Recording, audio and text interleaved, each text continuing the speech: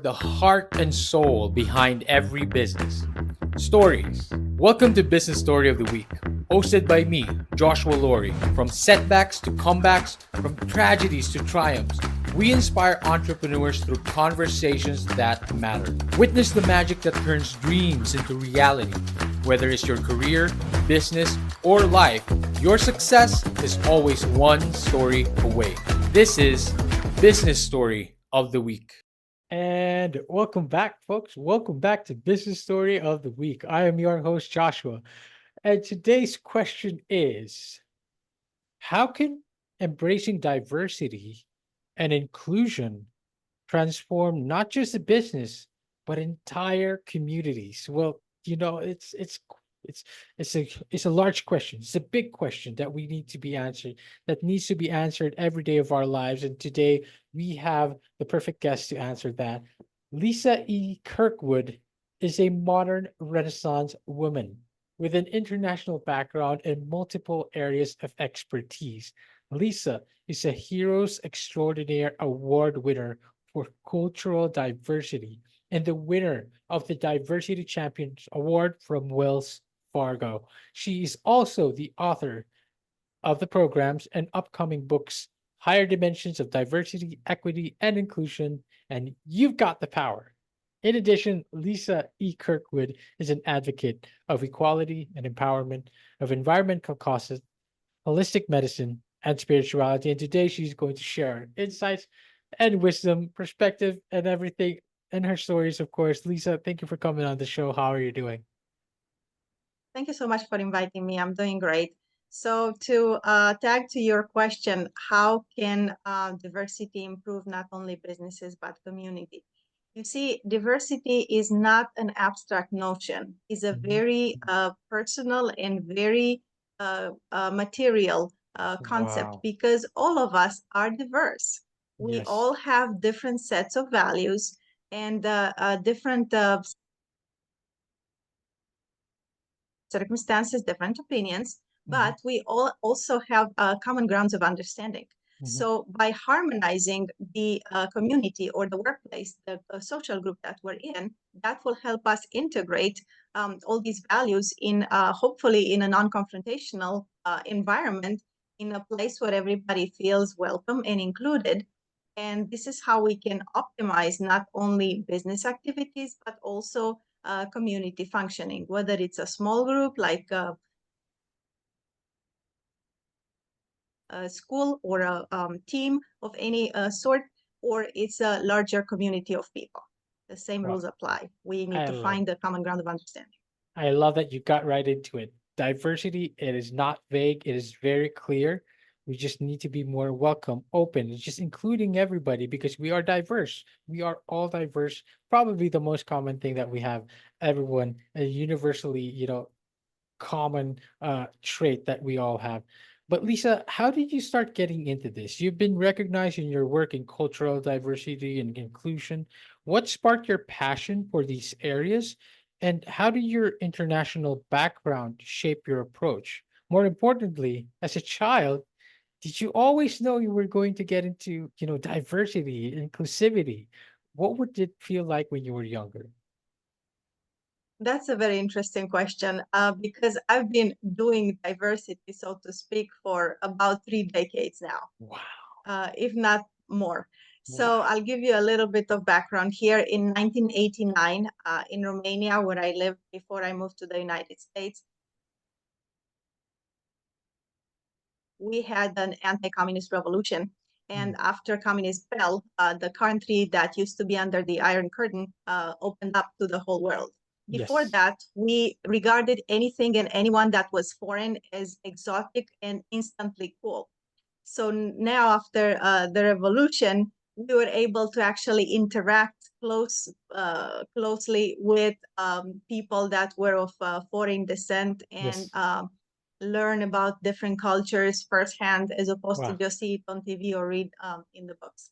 Wow. So, as early as the 1990s, we were exposed to this cultural infusion from abroad, Wow. and that's when I think my journey started. Before that, the whole country was very um, since we were kind of isolated from the world, we were so eager to embrace anything foreign, Wow. anything that was not of a national culture. So the journey really took me to new heights. When I moved to Wow. the United States, Wow. my cultural background, multicultural background, kind of stood out, Hmm. and I was recognized for the diversity and inclusion, the new approach that I brought from overseas. So in 2009, I got my first award in corporate America. Then in 2015, I got another award. And then in 2020, during COVID, when a lot of people were pivoting their life approach, their businesses, that's when I started really focusing on diversity and inclusion. And I developed my program, Higher Dimensions of Diversity, Equity, and Inclusion, because first of all, we had a lot of time on our hands. And I noticed that there is a need on the market, especially for businesses, to provide a comprehensive training on diversity, because a lot of businesses, especially in the US, they face costly lawsuits every year that arise from diversity issues, whether could be gender discrimination, harassment at the workplace, cultural issues, diversity, religious differences. And I noticed that there is a need for decoding and demystifying what this diversity is. And the employees and the employers would equally benefit from understanding these concepts. So there is no such thing as dispute on cultural grounds. Of course, there's going to be a friction, there's going to be a cultural difference, but we need to know how to overcome those. I love that. I love that you just also, again, you're going straight into it. You're just telling this shit, this is what I experienced. And I think the world is so much more wider than we thought. As soon as the Iron Curtains fell, of course, what revelation must that have felt like? Like, wow, there is so much more to the world, and you embraced it. And now you continue to embrace it today, leading you to a lot of prestigious awards because you just went right into it. You knew this was the way to live life and the way to relate to everybody globally. Of course, we're talking about your Heroes Extraordinaire Award and the Diversity Champion Award. And again, what do these accolades mean to you personally, and how have they influenced your mission before and after you received this award? Did anything change significantly? I would say the major change was to just encourage me to keep going.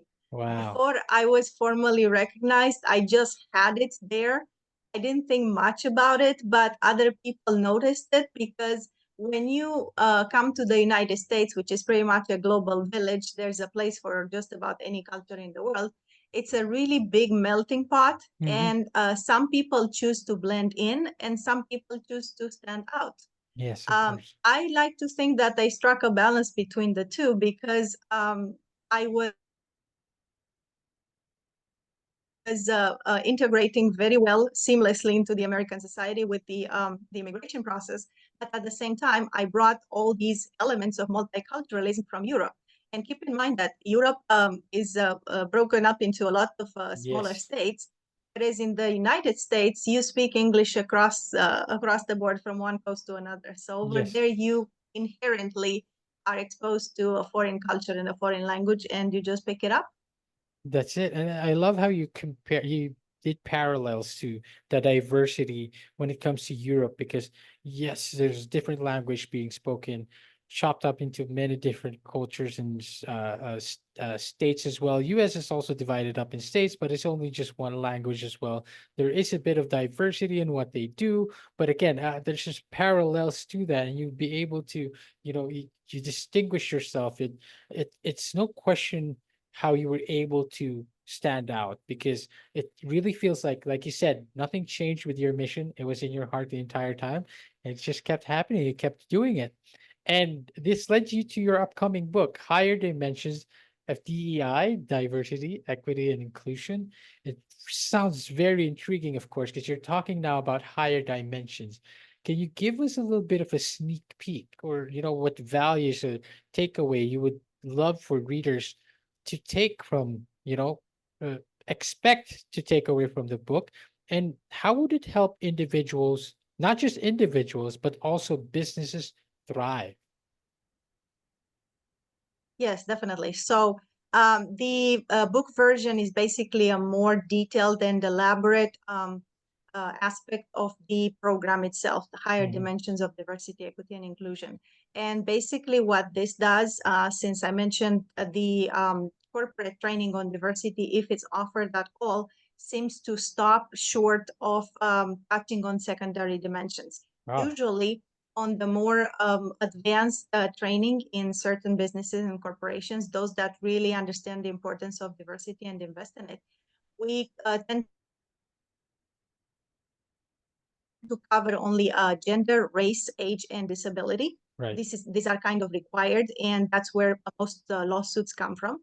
Yeah. But on the other hand, you also have secondary dimensions of diversity, and this is something that I'm really passionate about, and I'm touching on in detail in Right. my training modules, and it's going to be also in the book.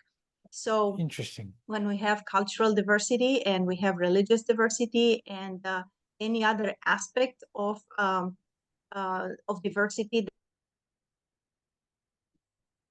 that is not in the primary dimensions. I like the religious diversity, even though it's such a thorny topic these days, Yes. because people seem to focus on differences instead of commonalities. And this is where I Mhm. come in to identify the commonalities. Mhm. So that will be the gist of it. It's just a really broad, a wide arch that spans not only primary dimensions of diversity, but also secondary ones like language, culture, religion, and any other I love that. I love that there are. elements in between.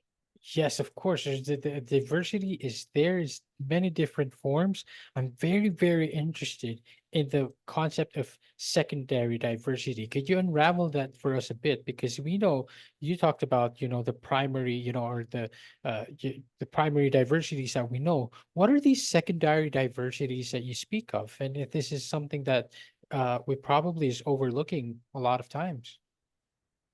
Yes, and that should not be overlooked because the secondary dimensions sometimes are even more important than the primary ones. Yes. So, in the broad definition of primary dimensions, at least in the US, primary are those that you Mm, are born with, whereas right. secondary are those that you acquire throughout life. Oh, So primary interesting. would be gender, race, ability, Hmm. and gender, race, ability, and what's the other one? There's one.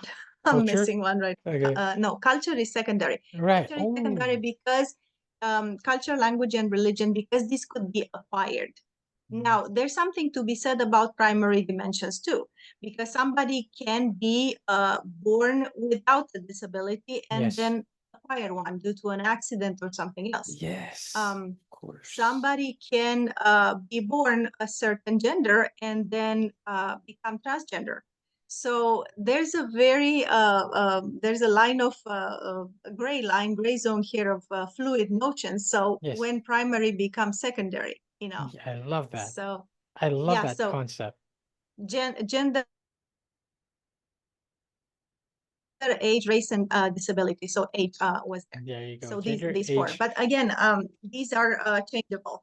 I love Changeable. that. I love that. I think it's important that you're able. First of all, it shows the passion. Like your passion to this topic is really is showing and it's spilling out into the episode today because it's fascinating to put it in such categories. I would say like because knowing there's a secondary and primary, I think gives us this concept like, hey, sometimes, there's complexities to diversity that we didn't think of before. And again, like we're overlooking some of these inclusivities because we're thinking, hey, some of these things are just born with us, but are actually things that are, we've acquired. And it allows us to open up our minds a bit more and open up our acceptance and our tolerance a bit more because knowing that some of these things are acquired, they're secondary diversities, now gives us another layer of understanding where we could take a step back and see how we are reacting to how people, especially acquired disability, right? That's something that is out of our control, and something we can control is how we react to it and how we understand it. I love that your passion for this is, now teaching us these concepts that we would otherwise overlook in real life. Now, Lisa, in your experience, what are some of the most effective strategies, so to speak? I want to talk a little bit about practical applications when it comes to business, to hiring, training, retaining a diverse talent.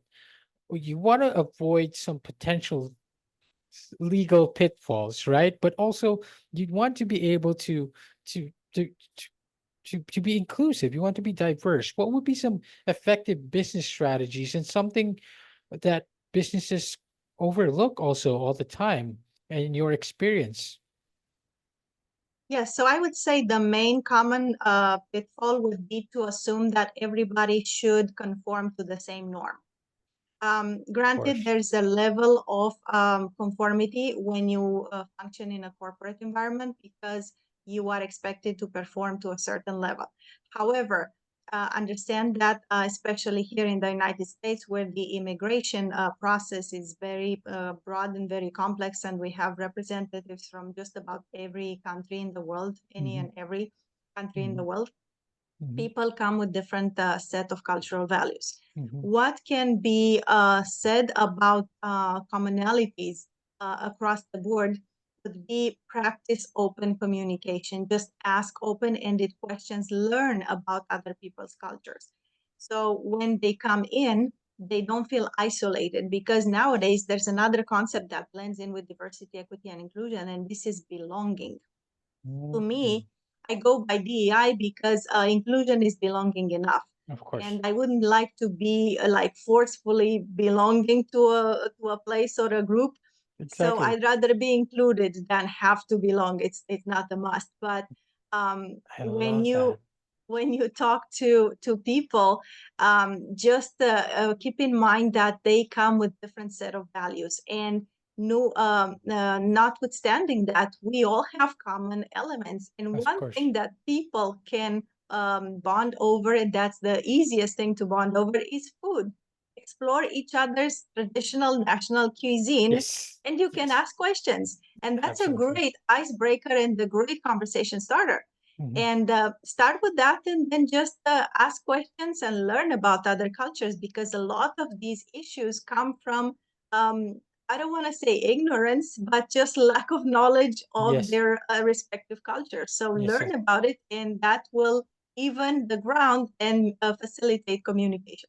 I love that, because oftentimes as a business, as a corporation, we're thinking like, let's just include them, let's just be diverse. But it's deep. It has to be deeper than that. It just has to have purpose. Why are you including? Why are you being diverse? Why are you being equal? It's not just for the sake of being inclusive, but also for the sake of truly understanding where they're coming from, understanding their culture. As a business, I think that's very, very crucial. Not just just wanting to be inclusive, but also I love how you put put it in proper terms: belonging and being included. I'd love to belong.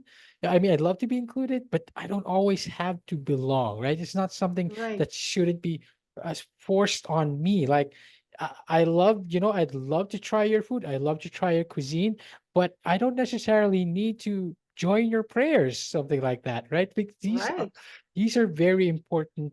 Um, uh, because how many stories have we heard where a business, try to include everybody, but they also try to say, hey, we should, pray at the same time because they're praying at the same time. We should observe these guys hours as well. It's a mess, and that's because I think it stems from not really understanding where they're coming from, and as opposed to just being inclusive in the surface. I love that that's being pointed out, and that's very important. Lisa, could you talk to us a little bit about more about your personal insight? Can you share more about your personal journey, what drives you every day, and what drives you to keep working with businesses trying to be more diverse, equal, inclusive? Has it improved back then to when you started this journey, or has it gotten better ever since? Of course, it's an ongoing journey. Just like life itself, you learn new things along the way. I was privileged to be a part of a corporation that not only understood the importance of diversity, equity, and inclusion, but also practiced it religiously, pun intended, every day. It was so ingrained into the corporate culture in the that bank that I was with. It was present from the lowest level of hiring to the all the way up to the top to the CEO, CFO, COOs. Mhm. Everybody walked the talk and embraced diversity in all its aspects. Wow. And I noticed not only it was not just a theoretical notion, but because our department itself, we had about 40, 45 people, out of which at least half were of international descent, like Wow. myself. We had people Wow. from Romania, Ukraine, Cambodia, Poland, um, Korea, just you name it. So about half of it was of international descent. And the teams and the departments that had a diverse workforce outperformed constantly those that were more monochrome. The reason Wow. for that is because the people with diverse backgrounds, they would also bring diverse set skills to the table, and there was this thinking of outside the box. Let's find better solution. Let's improve on processes. So that was the one thing Wow. that was clearly um, across the board what characterizes diverse teams. And that was very encouraging for me. And again, it just added on to it. And I was able to compare going to another banking institutions after that, and they didn't have nearly, if any at all, this type of approach. Not that they did not embrace diversity, because they would hire people of foreign descent, but the trainings that were in place in the other bank I was with, this new bank did not have them. It was just not part of their DNA. So I was privileged to start my career with an organization that understood Wow. diversity and applied it actively. But this is not true for all the businesses and the organizations across the board. And Yep. there's a huge area and opportunity for improvement with small, medium, and large businesses alike, because many, if not most of them, do not have these controls in place when it comes to diversity. So if you don't understand it, of course, you're not going to be able to train your employees properly, and you're not going to be able to avoid potential lawsuits, because again, we tend to misunderstand each other, and that's where an issue can arise. I love that. I love that you put that very clearly because, of course, it makes sense that enterprises, companies that have proper diversity, um see more success because there's just more variety in thinking and perspective and creativity. And of course it makes sense why that kind of can evolve and come together into and translate to success and more teamwork and more putting together, setting aside our differences and putting together our heads. My question, going back to a little bit more about what drives you every day. Clearly, this has been a long passion of yours, and you've always embraced this since day one, since the day the Iron Curtain fell, like you said. What drives you every day? Why do you still have this passion? Why do you think so, Lisa? I love exploring new ways and new cultures. It's part of my personal DNA. I am Mm. since I speak a number of foreign languages aside from my native language. Not only that allows you to embrace the culture of that language, because you understand the historical and geographical context, but it's an ongoing journey of exploration and discovery, Mm. because I would feel, for lack of a different word, I would feel poor if I could not have access to all these multifaceted aspects of someone's culture. Because if it's different than my own, it's instantly cool. and I want to Yes. learn more about it. I love And that. yes, it's an ongoing thing. At some point, I was trying to pick up, for example, Chinese words, and Mandarin is not exactly the easiest language to learn. Not at But all. I still found some words that I could pick up on easier. I was also teaching myself some Japanese, so like really Wow. basic notions. But what helped me with the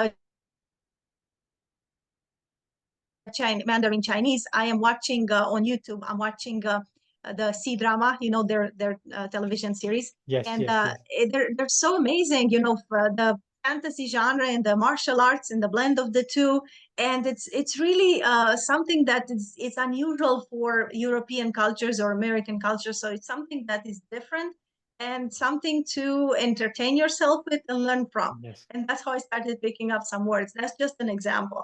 So everybody's journey may be a little bit different. Someone else might like to explore, for example, fashion, Yes. costumes. People wear Yes. different attires in different parts of the world. But Yes. for me, it's such a broad perspective because yes, includes language and costume and tradition and geography and history and everything else. So, like I said, I could not imagine my life without diversity. It's an ongoing journey, and the more I live, the more I learn. I love that. I love that. Again, like I said, it shows in the way you talk about it. Is you're very, very happy when you talk about it, and it's. I love that you are also, you're taking it with a sense of curiosity, like a genuine sense of curiosity. And again, like you said, for lack of a better word, you feel poor because you won't otherwise get to experience this rich cultures, right? And I think that's very, very important because there's so much more to learn. I love that you embrace this passion of yours, and now you get to share it today with us, Rosie. All it's a garden of roses, so to speak, is what I'm trying to say. Like, there's a lot that we can. It's not just a garden of roses, is what I'm trying to say. There's so many other, there's tulips, there's stuff that we could, other flowers in there that could be we could study, that we could love. That's just it's the same with culture. It's the same with diversity, and I love again that you brought that to us, and I'm quite I'm quite happy with what you have shared with us today, Lisa. I'd love to give you this opportunity to let us know where we can find you. Where are you most active in? Are you on LinkedIn? Are you on Instagram? Where can we learn about Lisa E. Kirkwood? The best way would be to connect through LinkedIn. This is how I show on LinkedIn, Lisa E. Kirkwood, and also through my website, All the right. truestoriesmerchant.com. Mm-hmm. And I picked this name because I like through storytelling to bridge the cultural gaps between different nationalities and different individuals. So my approach to diversity training is gonna be through illustrative storytelling because there's always a story that tells better, that explains the concept better than just statistics and the percentages and pies, when they do all those um, metrics that Of course. they can measure by. And I like to use the living word, just of the illustrative story to tell people, this is what happens. This is an example of what to do and what not to do. Mhm. So that's why I picked the name The True Stories Merchant, because these stories draw from my own personal experience throughout life. So yes, via LinkedIn or the truestoriesmerchant.com, you can All right. connect with me, and I'll be glad to go more into details on diversity and empowerment as well. All right, fantastic. To all our audience listeners out there, of course, check that out, truestoriesmerchant.com. Connect with Lisa on LinkedIn. We'll find out more about what she does. And, Lisa, thank you for being on the show. Thank you for coming.